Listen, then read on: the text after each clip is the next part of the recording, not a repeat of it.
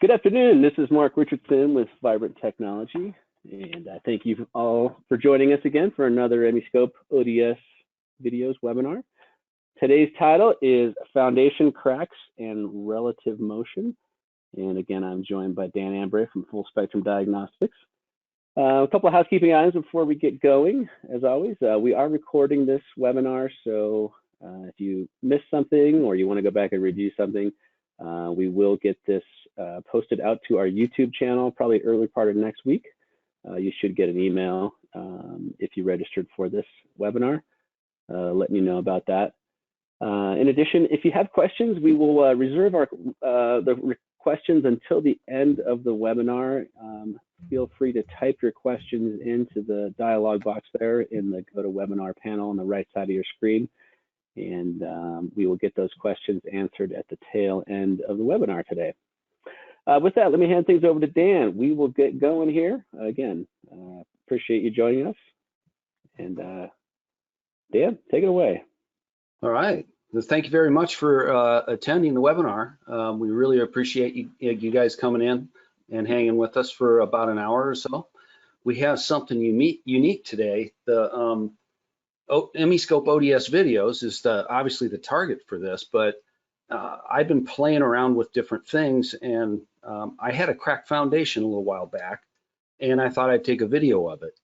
And since then, I've been, along with my foundation measurements, I've been taking videos of any crack that I see, just so I could see if it looks like it's growing, if it's sustaining itself.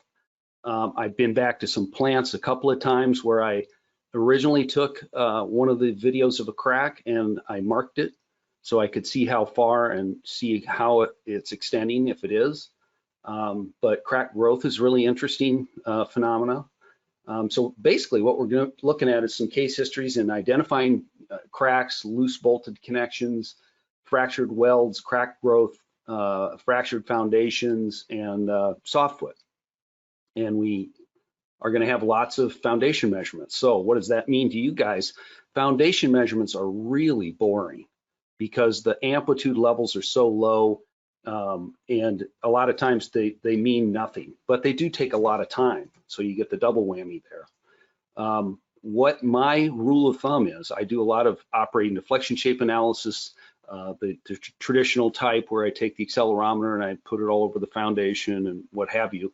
The goal, or the rule of thumb, is take a measurement all the way down your structure until you get to where you think there is absolutely no motion, and then take a measurement there to prove it, okay? You won't be sorry. Operating deflection shape, you'll be able to animate that stuff. ODS videos, you can do it in a shot if you get the right angles and conditions and things like that. There is a little finesse to it, but you get some really interesting results. For some reason, it is going. Didn't look like it. This is a foundation for a vertical pump. So the pump's about another 14 feet high. It was sitting on a grouted structure, and there is a bolting mounting plate there.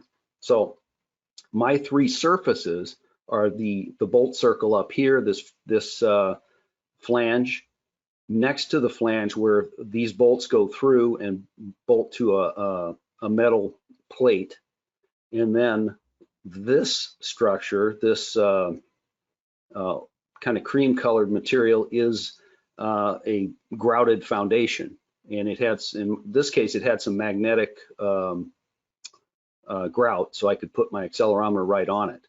But if we use ODS videos, we just put our camera in the right spot. We can pick a spot on our structure and get some information about it. So, oops. So you can see the boxes. It's a little hard to read, so I typed them in a little bigger. 0.058 inches per second is the one on the bolt circle up here. Next to it, 0.062. Next to that is 0.061. So basically, you have the same measurement repeating. There's little phase indicators on here with the little red dashes. So you can see the horizontal and the vertical. So here is my X direction, or my horizontal direction, little scale down in the corner there. and it's 0.00789 inches per second. The vertical is 0.058. On a structure like this, I would think the allowable vibration in a foundation is about 0.06, 0.07. If it gets any bigger than that, then there's something loose. And in this case, there's a 12 bolt ring around this pump foundation, and I would go and torque all those bolts and make sure that they're in the right range for the OEM. Okay, so little fundamentals of that. I'm going to show you some more about this pump in a minute, but I just wanted to show you what there's labels, there's contour colors, there's vectors. We can put a lot of different things on the pumps to show the motion a little bit better. The amplitudes will be very small. It's not a problem for ODS videos because we take that magnitude and we just multiply it. Okay, so we're going to be able to see things we can't see and then see things we can barely feel. And it's beautiful technology. First thing I want to look at, though, before we get too deep into this, is using a cell phone camera for video analysis. MEscope ODS videos can use any camera, any high-speed camera. In fact, the first camera that I bought, I saw this technology at Vibrant Technology, and I was just amazed. I went out and bought a $6,000 camera, high-speed camera, some LED light panels, and about after 6 months to a year of working with that setup and all of the little problems that creates with lighting and being able to see the structure properly, I started filming things with my cell phone. So what you're seeing on the tripod is my iPhone 10. There's nothing that I buy, MEscope or other, that needs to be in here to make this thing work. There's no special software. It's the slow motion video setup. You just go into the setup and put that in. So 240 frames per second, as you can see on the bottom of the list here. The mode is slow-mo. It's 1080p at 240 frames per second. I can do this and throw it into the software, and it works great. Okay. The 240 frames, it sounds a little bit low, but if you go 1,000 frames, the aperture has to change, and it's not letting enough light in to be as good as the iPhone is right now. And most of the problems that are phase related show up at low multiples of turning speed. So 1 times, 2 times, or 3 times, something in that range. You're going to be able to pick it up with the phone and have plenty of frequency range. Okay. Or I can go and get a phone call, and somebody says, "Hey, I got this vibration." I can say, go out there and take me 15 seconds of video and send it to me so I can get a first look at it. Okay, it's a lot better than looking for people's vibration programs, and there are boxes that they download all the data to, and they might not be able to find the right piece of data. This is a very good visual way of looking at it. Okay, advantages on the list here: everyone has a cell phone with a video camera, virtually everyone on the planet. The cell phone produces a much brighter video image. Its aperture opens more. Artificial lighting is not required. I've been in places where I put all my light panels up and I can't get enough light, but it's looks like it's daytime out with the video camera, with the cell phone camera. So LED lighting is not required. Cell phones cheaper, much cheaper than high-speed video cameras. Cell phones are more protected than the high-speed video cameras. The dust, water, and impact. Every time I used mine, I was terrified that I was getting dust in the camera itself when I had to change the lenses. Cell phone videos have new touchless Bluetooth on-off features. So the tripod that I just bought, it has a little button that you can buy on a little tether, and you just set it up as a Bluetooth device. You can get your camera set up, you step away, and you hit the button and wait for it to get 15 seconds of data, hit it again. You don't have to touch the camera. And why is that important? We're measuring thousandths to 10 thousandths of an inch we're going really low amplitude stuff. If we're touching the camera, we're making it vibrate. And if it's sitting on a tripod, it's going to bounce for a while before it settles out. It's a lot better to get that settled out and then do it, and you can have really good data that way. And the last thing, MEscope aliasing software features a full expanded usable range of the camera. So even though I can take 240 frames per second, the Nyquist frequency is half of that. So usually that's the usable range. If I had accelerometers, same sort of deal. You set them up for a certain range, they'll take half of that, so they oversample the data really good, and you get good accurate data. Okay. For the aliasing software, we can project. It's hard to explain, but we can unfold that frequency that went up to Fmax, and now we get it all the way up to the frame rate of the camera. So normally I'd be able to see only up to 120 frames per second in my Fmax or Hertz for looking at data. I can roll that back up to 240 Hertz or 240 frames. It's a great feature. All right, so we're going to get into it. Example below shows a centrifugal blower operating at 3580. Visual cracking was found on the grouted foundation. The weak foundation and a twisting motion in the barrel suggests a resonance problem. I'll get to it in a second. The unit could not be shut down for experimental modal analysis. So in its place, we did an operating modal analysis, and we found a natural frequency within 2% of the operating speed range. Okay, so the natural frequency is going to have a peak, and it's going to be amplified. There'll be a 90-degree phase shift, but it's also going to have a mode shape. And I didn't notice this until just recently. If you look at the drum, this is centrifugal blower, you can see this wave going across it. It's like a gray wave going from this corner across the machine, kind of at an angle. This is the mode shape. I'm not seeing it in a certain view. This is the side view basically of this machine, the barrel of the machine, but it's showing me the shape of the motion, and you can see it moving through the foundation down here. Down in the foundation, there's a little bit of a wave, and there's some colored areas. This is where it was cracking. So we have some loose connections, it looks like, on the frame into the foundation on the corners.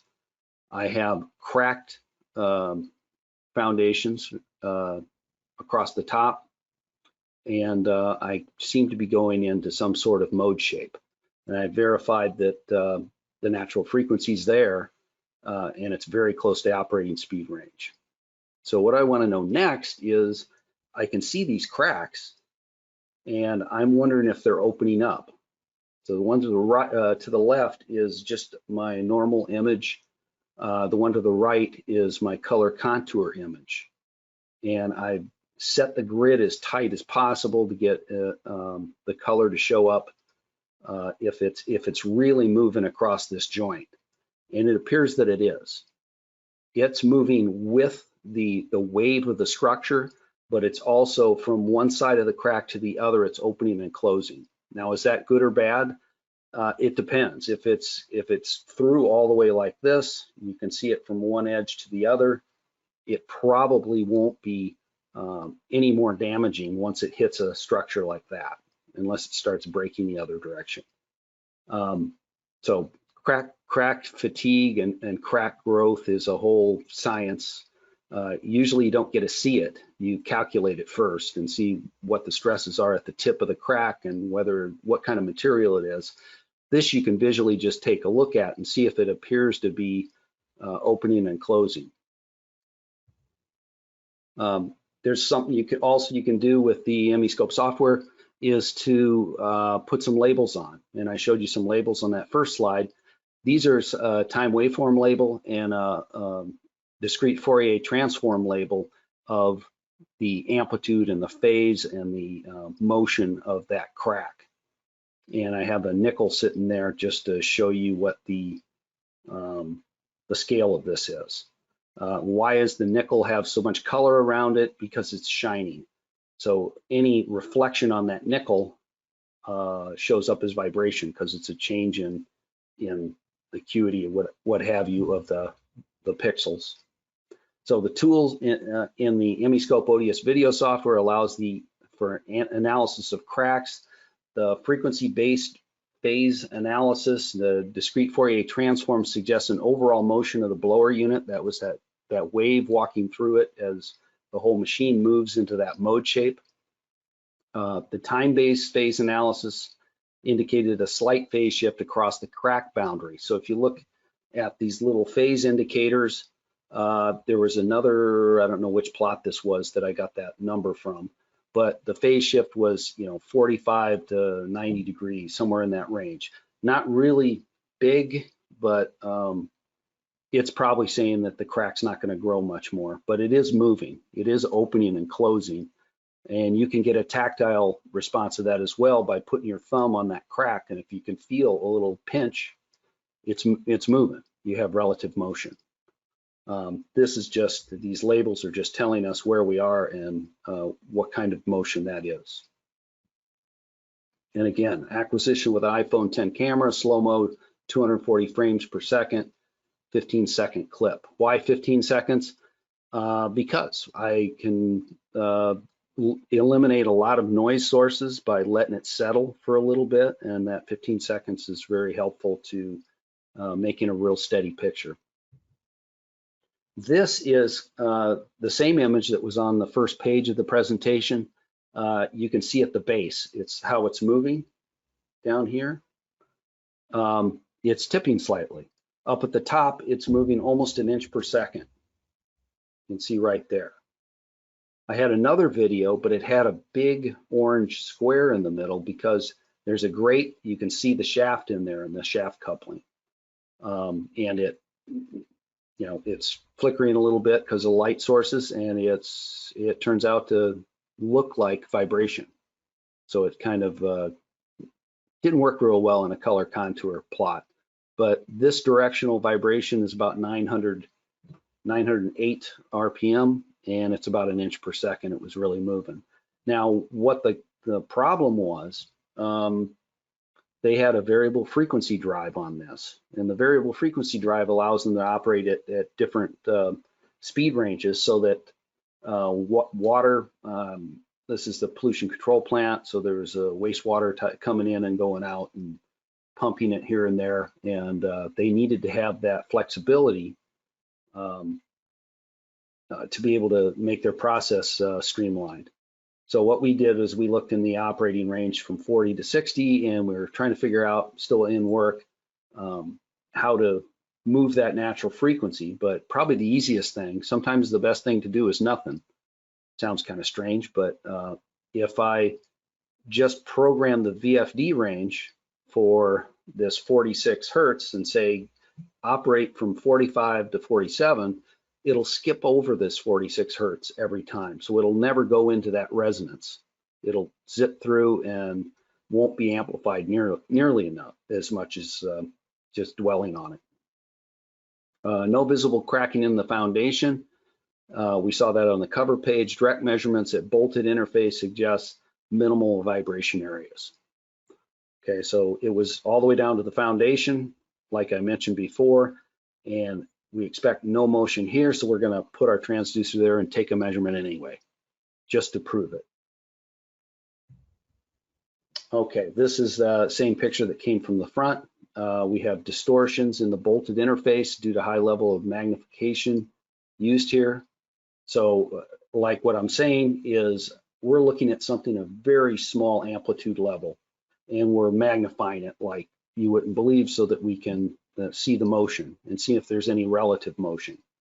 And then if we can't exactly see it right, we put labels on it like I've done here. So I've selected 3 points, 3 different interfaces. One is a grouted interface and the other is a bolted interface. So we're trying to see what the relative motion is between all those. They almost have the exact same measurement of amplitude in the vertical direction of the machine, and the amplitudes are almost exactly the same. So it's a good test case. You know, we're proving that in this case, if we tighten the bolts, it's probably not going to do much as far as moving the natural frequency. It's a stiffness change, but its level of stiffness change would be small. This is a boiler feed pump, and it's a little out of focus. I apologize for that. I don't know why it did that to me, but usually it'll autofocus really well. Example to the right shows the boiler feed pump foundation. The joint includes welded, bolted, and grouted components. So my frame up here that you don't see is welded to this plate. This plate is bolted to the plate below it, and that is bolted into the foundation here, the grouted foundation. So we have different layers that could move independently if it's if it's not bolted properly. In the color contour plot down here, it looks like that everything's kind of moving in phase. There's a spot here and there, and under that bolt head that looked like there might be something a little loose on this corner. So my first thought would be, hey, let's torque those bolts to whatever they're supposed to be and repeat this immediately so we can see apples to apples what's going on. Okay, and again, iPhone 10 camera, slow-mo, 240 frames, 15-second clip, no lights, didn't need them, and turns out really good stuff. This is the high-speed camera. This was 1,058 frames per second. My limit was 8 seconds before it would fill the buffer, but you get a real good image if it's focused properly. But the color, this was light panels on it. This is gray, not blue, but it just skews the light to that end of the spectrum. So the reflected light off the machine looks a little more blue than anything. This was a rail that was grouted in, and then a pump skid or a motor skid, adjustable motor plates and things like that on top of that. And you can see how much motion is in this frame. It's exaggerated motion, I granted, but there is a lot of relative motion there. The frame itself shows a little bit of motion.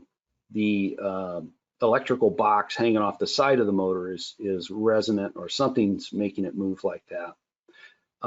This was a belt drive ID fan in a vegetable processing plant, and the output of the belt was putting a lot of stress into the bearing, and there were failing bearings, not motor bearings, but across the belt drive to the fan bearings. And part of that, we think, was this allowable motion in the motor frame that was driving it. This is a shot of a foot of a machine. This was a motor, and it was sitting on a grouted platform pedestal, and I was looking to see what's going on here. And there was a couple of pictures that I took, one with it buried in cement dust, the other where I smoothed it all the way around, and that's what you're seeing here. And then I did a third one where I cleaned out this joint so I could see if I could see anything. When you're doing video vibration analysis, you probably should just blow all this stuff off. I was kind of early on in my playing around time. I would try to find things like this where I could see if it mattered that I had all this dust on top of it. You know, flat surfaces or surfaces without any defects in them don't show vibration very well. Like this white stuff in here, this little pieces of debris there, this little hole, the corners, you can see some motion, but it's not, it looks like it's out of phase with everything else. Okay, what I'm looking for is what's going on in that joint. Is that joint properly attached or not? And I had a little free time and I walked around the plant and just took pictures of stuff. Kind of interesting. So no action required. Motion found to be in phase with the concrete pedestal. looks bad. I can make anything look bad. I can just crank up that level and you could scare people. I don't like to do that, obviously. These should be posted with a number, so I probably should have put a couple of tags on this so I could see what the actual velocity levels were on that structure. This is something that's recently one of my customers sent over to me, and this was an aerial shot of a fan motor, big motor, and it has some type of twist to it. And I looked at this from a bunch of different angles before. This one was really interesting because I could see this plate on top and how it was twisting and listing a little bit. They went and looked right there where that motor outboard foot is, and there was, I think, I can't remember it now. There was something like 9 shims in there, and it was just ridiculous. When you have that many shims, 3 or 4 should be the tops that you should use. If you have 9 shims, you're making a real soft spring, and basically that's what it was. We had this listing motor because I had a soft connected joint right there, and it was twisting the housing. And if you look at it long enough, you'll see exactly what I'm talking about. But it's interesting because of the angle. You don't usually get an angle above a machine, especially in a refinery. So they aligned and properly shimmed the motor foot, at least they thought. It took a couple of tries. It was difficult. It redistributed the frame load, and they started having beams cracking underneath. So it ran like this without that shim in there, or with the 9 shims in there and a soft joint for quite a while. This is a crack that was in the pedestal, motor pedestal of a refinery reactor vessel. This crack was on the order of 0.3 inches, so 300 mils was the distance across the crack. Right there are the 2 arrowheads. It appeared to be active and originated within the pedestal. The core samples confirmed that when the pedestal was poured, the chemical mix wasn't correct, and for some reason it caused a thermal reaction. So it started to debond. This was a steel plate that the motor bolted to. This was the grout right next to it, and then away from it. So it just started delaminating from the steel plates. It started cracking and expanding. This joint is probably fairly active, meaning you won't get any more cracking here, but down in this direction and along that direction you probably will. And they had 4 of these, I believe, and they all had foundation cracks like this. So interesting. They ended up, with the core samples, they confirmed what it was. I think they might have just left them like this because they were done cracking. The thermal change just went away. But, and it's in Texas, so you don't really have a lot of ice that can get in there and cause problems like you do in the Midwest or the northern states. This was a crack that was on a turbine generator deck, and you could walk across and feel the deck moving in a lot of places that hadn't cracked yet. This was just one that I found. Hey, let's go take a picture of this. This one, now, if you're not taking a portrait here. If you went right on standing on this thing and pointed your camera down and took a picture or video, you're creating a flat surface. You don't get to see that in 3 dimensions. It's a 2-dimensional video clip. It's a photo, basically, or a lot of them every second. The better way to do it, the practical way, is to get a shallow angle like this. So I was maybe 3 or 4 feet away from this crack, and I was down at about 30 degrees, and I could see a lot of relative motion that way. So, and in this case, the color contour plot emphasized the crack and suggested it's still active. And again, how do you know for sure? Put your finger in the crack and you should be able to feel a pinch if there is some relative motion in there. Now, what's the amplitude level? 0.06 inches per second. That's pretty low. So what I said before, anywhere from 0.05 to 0.07, that's where you want to be a little bit concerned that something's going on. But in this case, this has been a static crack for a while. I've gone back a couple of times and I think it's settled out by now. This is another crack. It's in a pier that's below a turbine generator. So the decking was all there, and one corner of the decking on the motor outboard side had a much higher vibration than anywhere else on the floor. So we went down below into the basement, and this was one of the piers that was supporting that corner of the machine. And there was a little bit of twist to it, a little bit of lateral bending, and you can see the hairline crack in the blue picture here. You cannot feel anything by putting your finger on it. It was just not that wide. But this is that same crack where it's turning red and it's actually changing direction from one cycle to the next. Okay, so it's not the greatest thing in the world, but it is a crack indication, and it looks like from this it's defined itself, so it's going to probably continue to grow. Customer was requested to trend this column monthly in their in-house data acquisition unit, which is their iPhone camera. So I would get, every month I'd get a new shot of this, and I could see what I can see. This was something that I tell everybody to do.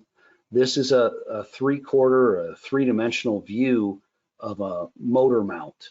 And obviously there's 4 of these because there's 4 feet on the motor. And these need to be checked. These are bolted connections. And the way they look when they're connected is everything's in phase. And if you look down on the lower plot, it's lifting and all the colors changing at the same time. Okay, there's nothing out of phase, so the joint looks good.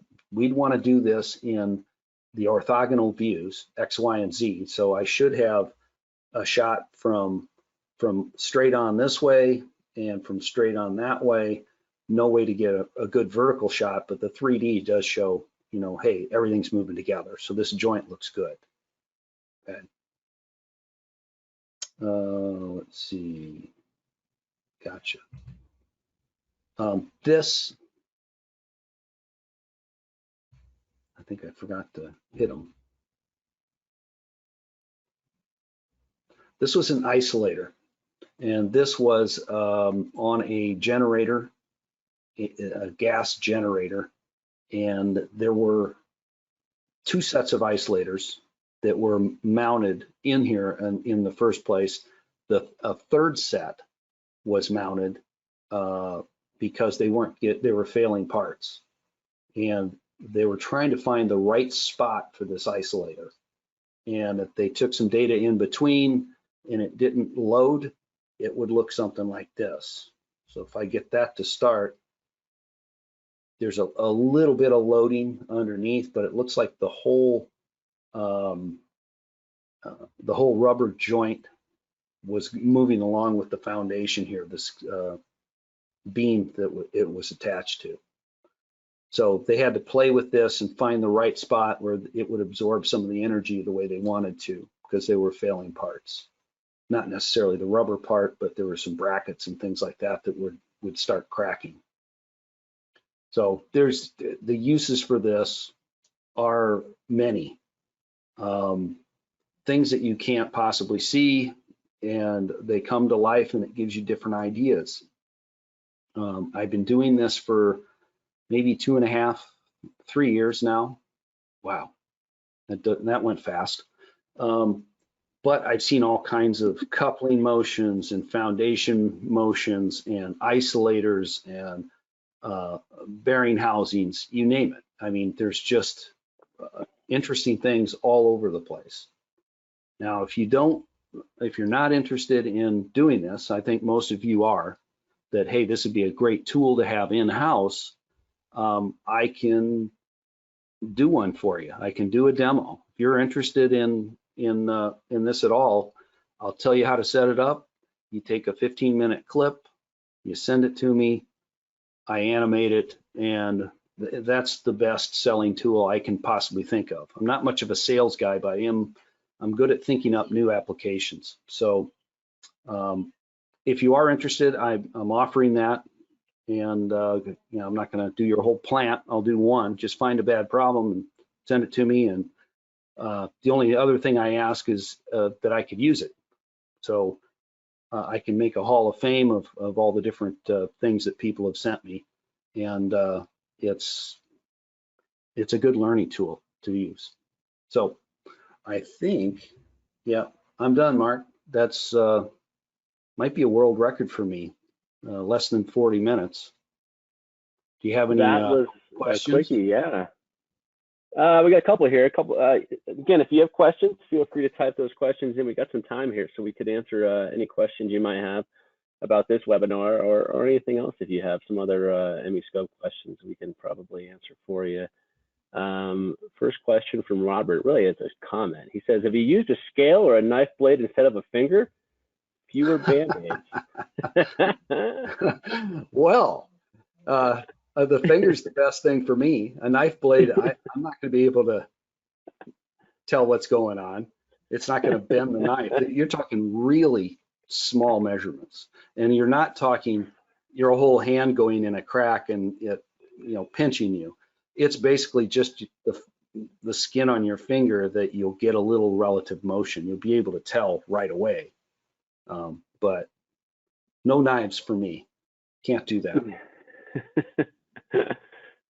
Next question was about from Payush. Was it a 15-minute or 15-second clip that we could send over? 15 seconds.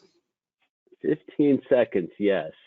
Yes. So if that I go 15 minutes would probably break down the internet if you tried to send that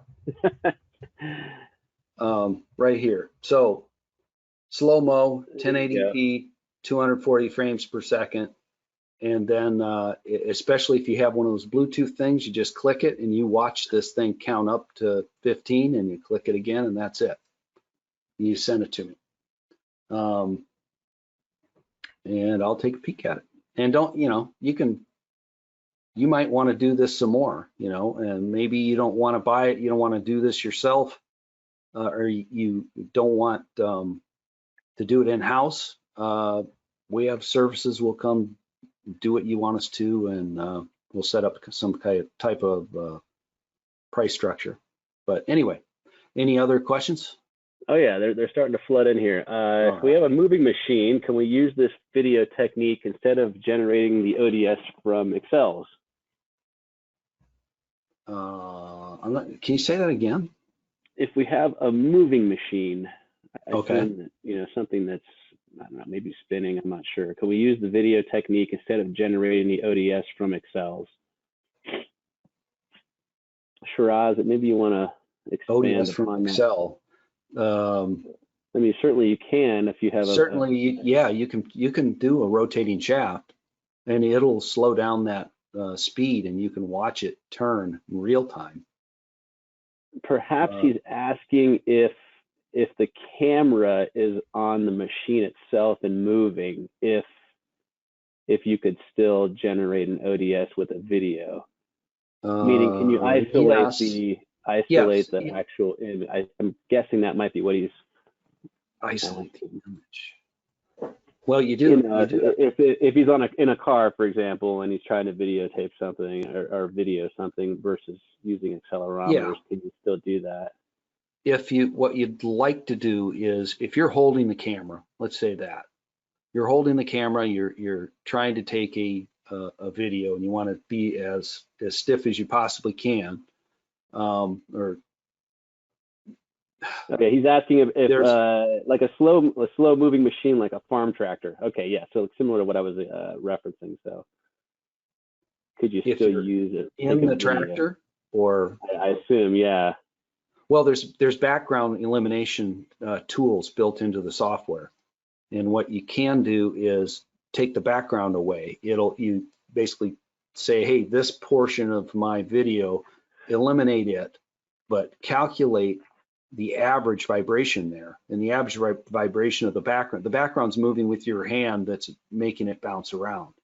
So we can calculate what the background is, take the average and subtract it from the points that you don't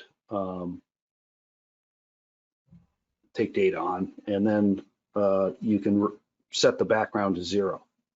I don't know if I explained that right. It's kind of little. Here's a follow-up. What if the camera is stationary on the ground and the tractor is moving? Oh, well, then you got a different kind of animation. It's more of a robotic thing. You know, the robots, like in a car plant or something, they'll spin and turn, and they have an arm that'll go out. When that arm goes out and it's commanded to stop, it will stop, but the inertia and everything in there will make, if you have a natural frequency, it'll excite that, and it'll have to ring it out. So if you did some robotics like that, or your tractor, seeing it rotate, you'll be able to see it in slow motion, basically. Or you can detect, if you can detect something that you're interested in, but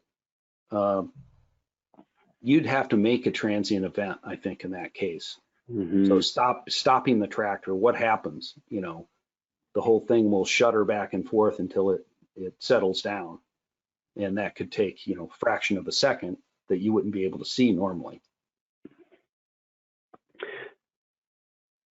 Anything else? Yeah, oh yeah, we got a few here. Bob's asking, I don't understand how the slow-mo setting on iPhone benefits the video measurement.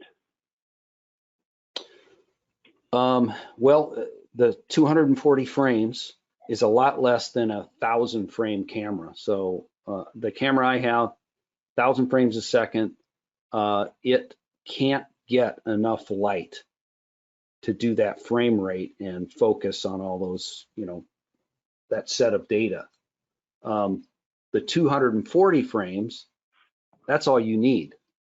It's a nice balance between having the aperture open a little bit more to get more light to create a really good image without light panels. But at the same time, 240 frames per second is about right for unbalance, eccentricity, mechanical looseness, misalignment, cock bearings, bent shafts.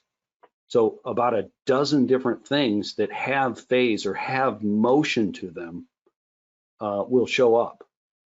And even though it's a 240 frames, doesn't sound like it's enough, it'll give you enough to look at the all those 12 or so different things to cross them off your list. If you have a gear mesh, it's not going to work very well unless there's really big, slow gears. You might be well above the 240 frames per second.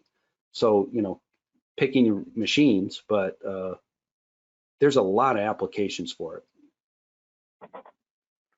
Walter's asking, have you tried other videos from other cameras? I've got a Samsung that says I can record at the same video type. Absolutely, Walter.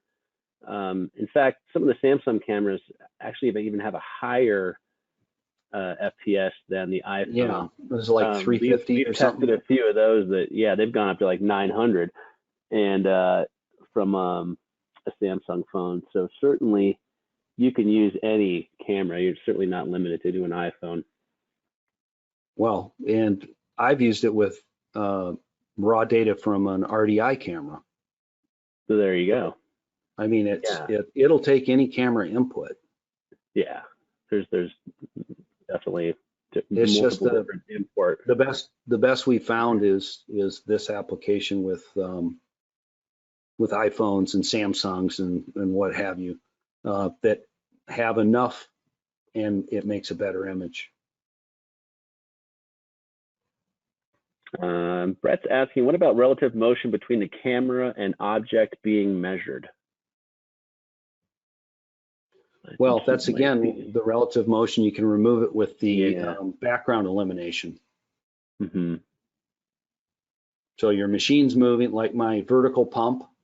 I drew a box around the vertical pump, all the edges, all the way down the foundation. So it, you know what that looks like. And then I tell it that everything else is the background.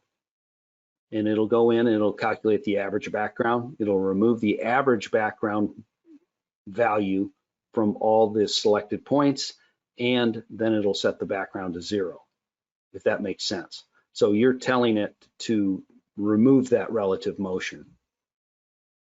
And it works really well. It's been out, and that piece of the software has been out for a while, and it really does a great job. I use it daily. Yeah, and related question to that, how does it handle camera vibration? The tripod might be on the foundation too, and yeah, this is exactly an application of that. Yeah, you had a video, Dan. I believe one of your videos you were showing here had that, where when you were kind of looking down, it looked like the entire foundation, including the camera, was vibrating, but you can isolate just the structure. I forgot which. Well, maybe many of these you do, but. Looking down. Tell me when I get to it. There's one. Yeah, I could have done it on this. Okay, but I wanted to see, this is the foundation. It shouldn't be moving. This is the foot that, I want to see relative motion. I'm too close. So I might need a bigger field of view, back up 5 feet, and I get some, not just the motor, but what's behind the motor. So now I'm standing on some, factory floor or what have you, a grating, and it's shaking my camera on the tripod. I have some background around this. I'd have to make it the image bigger and see some of the background so that I could eliminate it. So it would take the average of whatever the background is, around this motor, set it to 0, and then subtract the average of that value from what I really want to see, which is this. Let me show you what that might look like. Yeah. I think it was that isolator, actually. Yeah, you can see what I did here. So you can't see it in the normal exposure, but in the color contour, you can see that I drew a box around all this in here, everything that's gray, and I told it that's the background. So it subtracted the average value of the background from the foreground. Mm-hmm. And then it set it all to 0. So this background's all 0. This was the foreground minus the background noise. And now I have the correct relative motion with respect to the camera motion. Yeah, if you want some more information on removing background, we actually did a whole webinar on that a few months back, but you could find that out on the Vibrant YouTube channel. And if you just go out to the channel itself and you can type in remove background, I know that was the title of one of the webinars we did a few months back. We got a few more questions coming in here. Keep them coming, Grain. This is good. Yeah. Payush asks, how does the distance between the recording camera and the object in motion influence? What would be a rough optimum distance? Good question.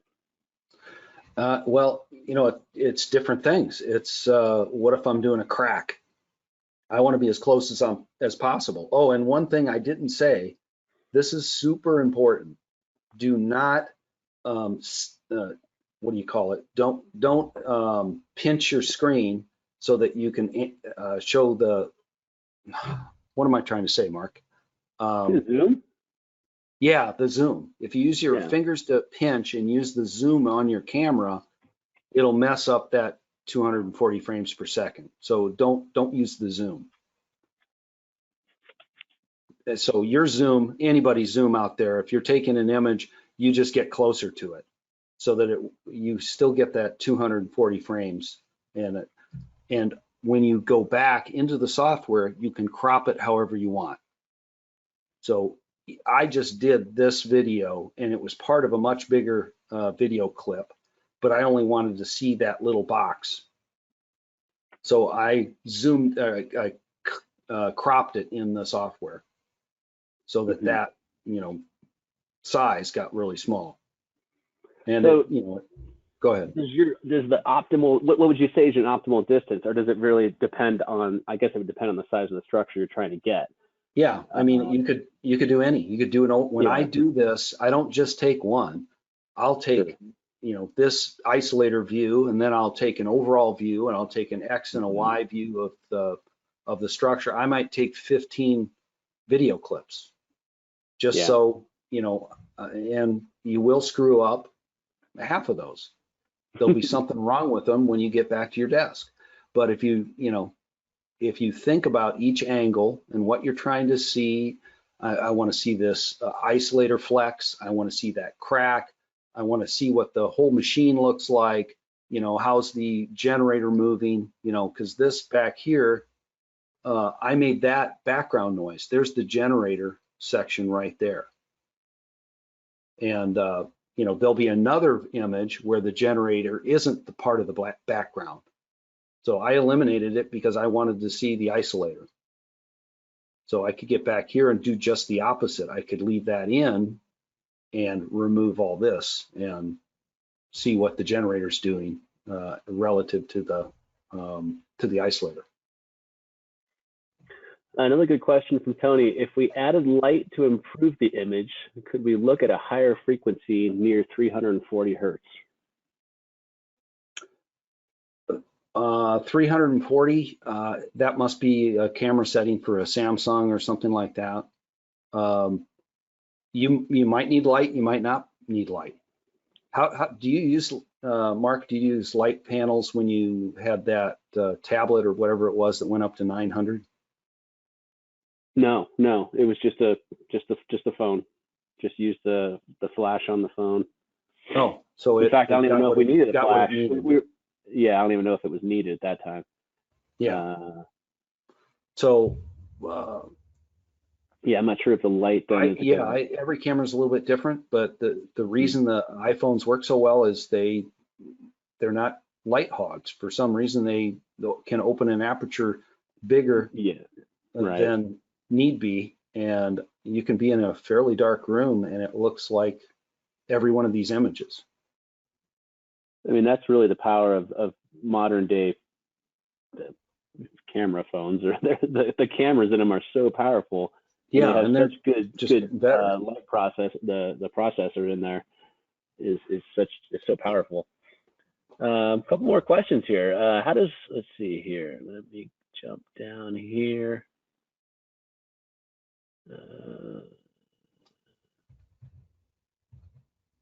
Is it possible to see a frequency spectra of the vibration and select to animate specific frequencies? Very good question, yes. Patrick. Absolutely. And easier to do. This must be. Yeah, you want to just jump in first there? One. Yeah. This is the software, the NXT software. Okay. NXT, there's two versions of this. There's ODS videos. It's in the MEscope VES software, Visual Engineering Series, and a secondary software, which is a little more fine-tuned for doing the camera analysis instead of all the other different things that MEscope does. It's called the MEscope NXT software. I can go in here and we're going to close this and we'll just walk into one. Okay, I'm going to open a raw video clip. Let's see, my daughter at prom. What else do we have? It's okay to laugh. I like people that laugh at me. Let's. All right. My son was at prom just last week too. So this is the raw video. It's roughly 15 seconds or so. We'll find out in a minute. So I can turn it on its side. I can crop it if I want with a cropping tool. see, this is what I mean. You get into the software and you start to know what your field of view is. I can reset the crop if I want, so let's just leave it there. I can do brightness and contrast and all that. Here's where I tell the camera there's 240 frames. This is how I tell it how many seconds of data that I really want. And remember, you got 15 seconds or so. Well, let's see. Let's see exactly what we have. We have 15.5 seconds. I need about 2 to 3 seconds. So I'm going to put that in. Okay, 196, 2 seconds. So it tells me elapsed time is 2 seconds. I'm starting from some frame and I have a frame count in there. Okay. So I hit my extract time waveforms and I can use this grid, or if I had a crack, I'd be looking at a grid like that. What is the downside of this? It takes longer to process the data. This is probably plenty. You'll get a good feel for it right away. I'm going to extract the time waveforms. So it's finding the X and Y time waveforms for every grid point on this, this image. So you got about 3,000 accelerometers if you want to look at it that way. Yeah, right? A dump truck full. A dump truck full of that, exactly. And so, you know, I'm sorry it's taken so long. Okay. The first video, the first time I used the software, it took like 20 minutes to do what this. Yeah, we've come a long way in the in the years. Yeah, crazy. Now I'm sitting. We used to take about 8 minutes, and you'd have to do a lot of dancing. Okay, so we're getting close. Everybody's going to be happy at the end here. Okay, should be counting them down.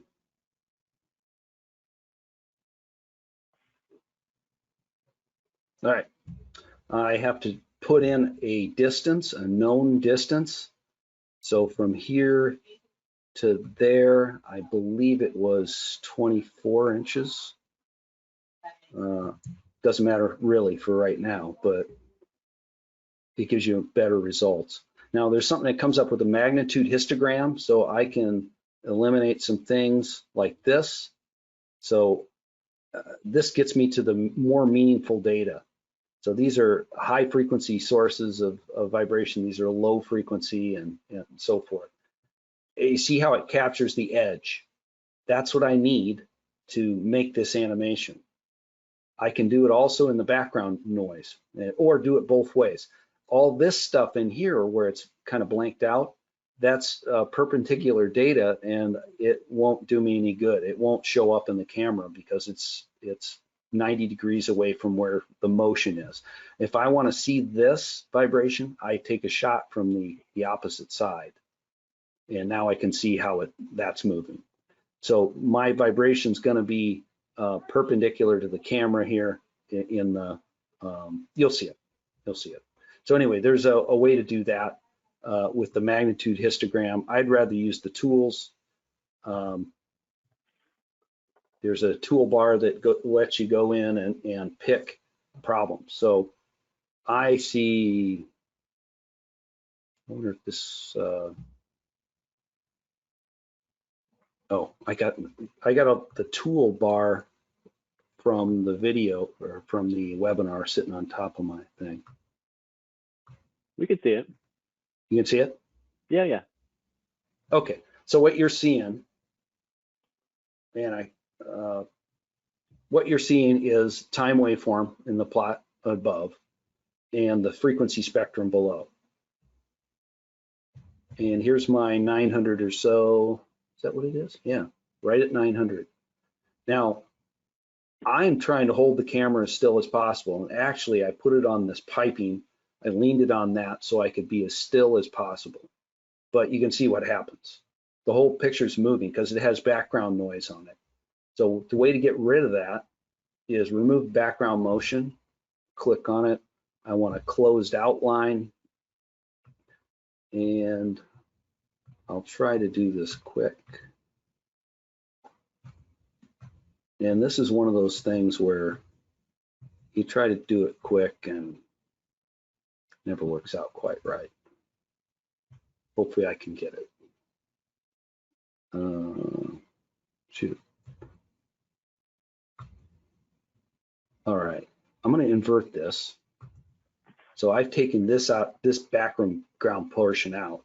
I'm going to do it again. I'm going to do an interactive point selection. I'm going to say there's more than one link, and I'm going to make a box out of it so I can do the rest of this thing.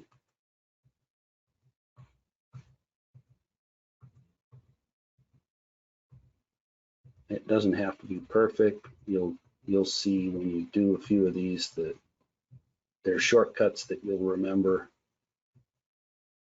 And we'll just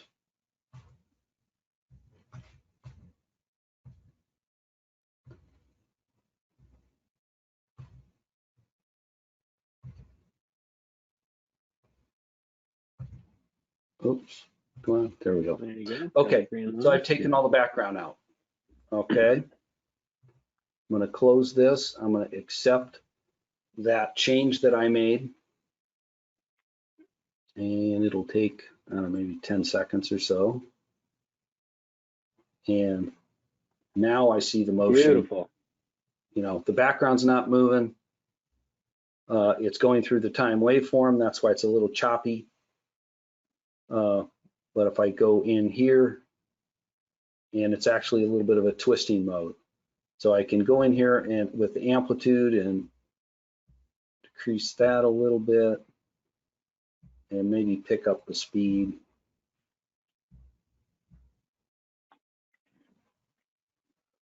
And you can see what I'm doing. So it's twisting that that motor and standoff pipe, and it's at 990 CPM. There's another something right here. I don't see it. What just happened? Oh well. So what I have in my, as far as spectrum and waveform, here's the peak that's showing up in all the data, right? So it's basically 990 RPM. If I go all the way to the bottom, they just create an envelope. So this was the highest peak on all over the every piece of data. So if it looks like noise, I can come in here and do some other stuff. I can move my cursor to a point that makes sense and say, hey, there we are. That's the peak that I'm looking for. See what that is. This is another peak. Let me increase the amplitude a little bit. And it's kind of a bounce. So I got some type of lateral twist motion, and I can clean it up, and I have some type of bouncing motion and some kind of combination of both. And time waveform, same way. I get a time, I can go in here and it will show me what the thing's doing. Oops, I want to decrease the speed a little.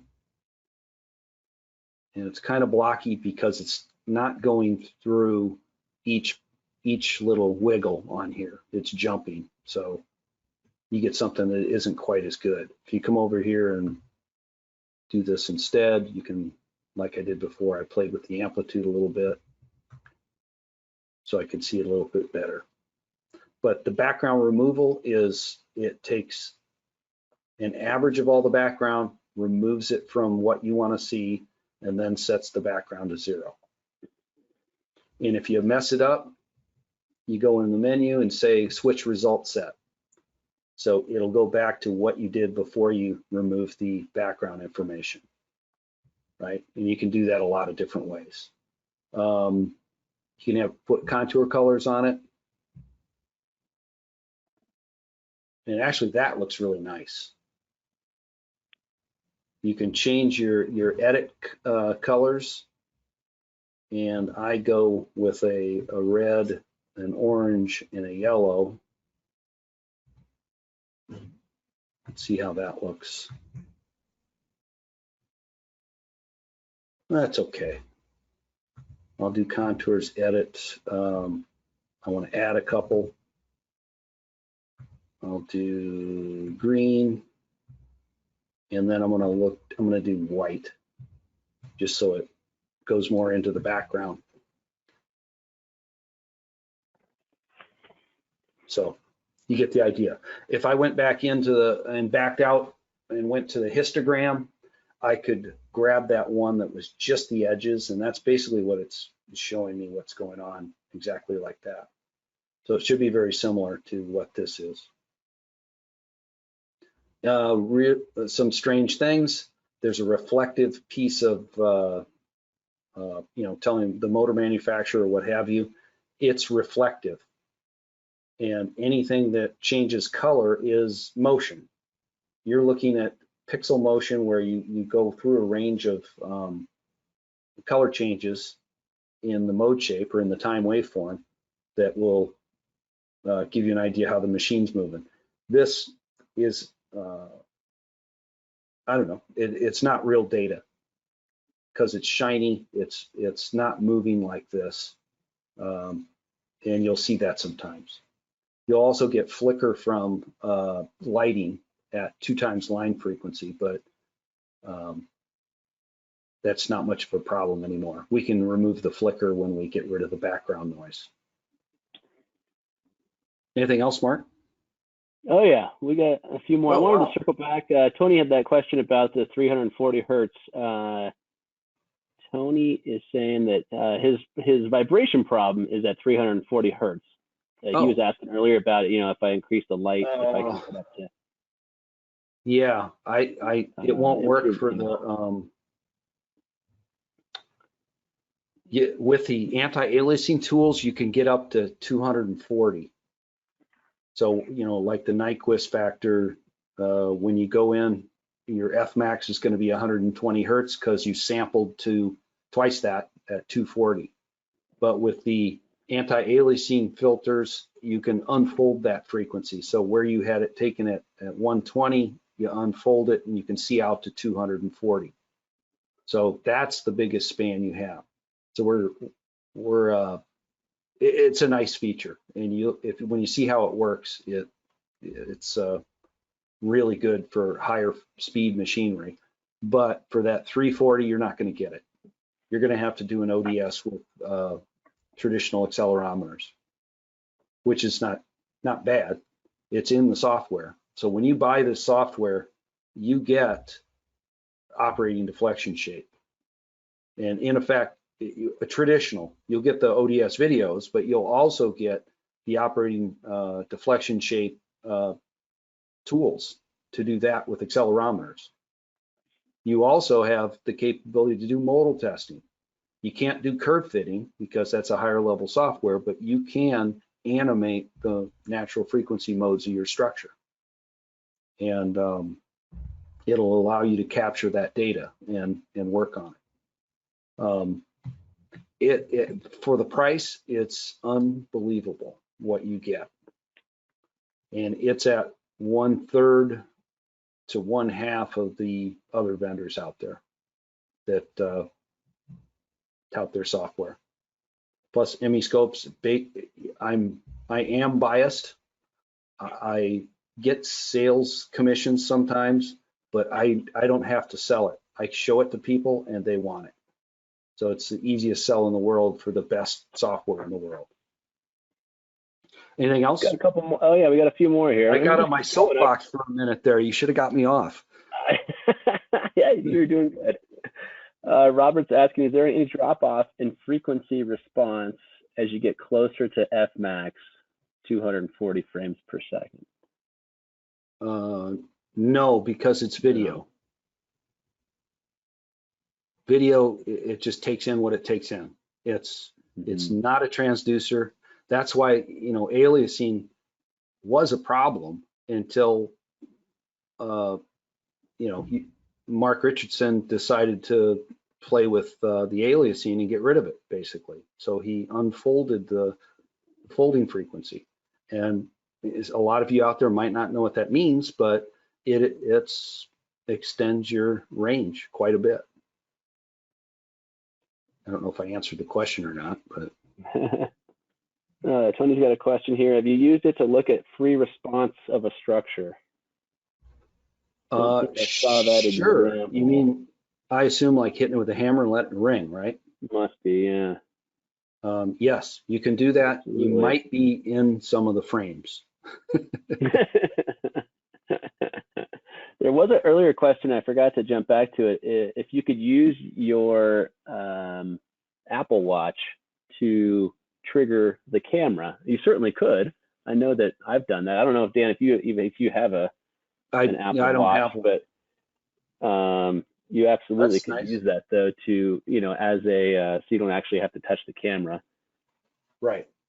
Yeah, use whatever you need. Yeah, the little Bluetooth. I purchased a tripod recently, and it came with that little Bluetooth trigger. I mean, I think the whole setup was less than $20. So if you don't have an iPhone watch, or excuse me, an Apple Watch, you certainly could just pick up one of those kits that includes the little Bluetooth to trigger your phone. Yeah, it's well worth it. Brett's asking, what is the highest RPM you can look at? Well, I guess that might depend on what. It depends on the phone. It depends on your camera. But let's say it's an iPhone 10, like I use, 240. So, like I mentioned, most of the faults in vibration analysis that has phase associated with them are unbalance, eccentricity, misalignment, cock bearings, bent shaft, natural frequencies in some cases. Okay, so you have a pile of different things that'll do that. It's most of the problems out there. It will not do bearing defects. You can, well, no, it won't do bearing defects. So if you have route data and you want to turn this into a route, you got a hard stop at 240, at least with an iPhone. But they'll go up. They'll be up. Oh yeah, yeah. You might find one of those. It might double. With an Android phone, I know you might find a camera out there. Like I said, we had one in house that was going up to 900. So it really depends on the camera. Now, if you want to use one of the Chronos cameras, one of the high-speed cameras, then boy, you're getting way up there. Then you can get up to like 32,000 frames per second. Yeah, your resolution may be a little. The best, yeah, correct. The best resolution is 1058 frames per second for the Chronos camera. Patrick's asking if we could develop this even further in the future to merge movies taken simultaneously from different angles. Certainly, that is something that we've looked into. It's, you're basically stitching multiple angles together. There is some off-the-shelf software that I know that does that. We haven't gone down that route yet. We just haven't had enough people interested in it. The Chronos camera will do it. Chronos, if you get a few of those, that's something that they do with a lot of their motion picture recording, because that's what with the Chronos cameras, a lot of people are using that for producing movies and so forth. So they'll have a whole studio of Chronos cameras, kind of getting a whole 360 view. Yeah, it's something certainly to look into. It would be really cool if we can just take it from multiple angles with a cell phone and kind of walk around a structure on a tripod. We probably will. Stitch them all together. We'll soon have that, I'm sure. That would be neat. And you can really possibly get an X, Y, and Z view for each one.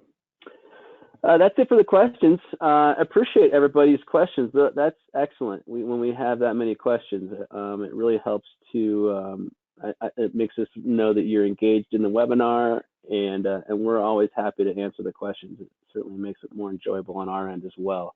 Yep, absolutely. Anything, Dan, you want to? No, thanks for joining us. Thanks for the questions. It keeps me on my toes. And I hope you'll come back for another webinar. Absolutely. If you have any questions regarding sales, you can always email us at sales@vibetech.com. And or if you have questions about the webinar, you can always reach out to Dan directly at modalguy@aol.com. And again, we will get this webinar posted out to the Vibrant YouTube channel sometime early part of next week. We'll get that thrown up there so you can go back and review anything you may have missed. Appreciate everybody's time, and have a great weekend. Stay safe, stay happy. Take care. Take care.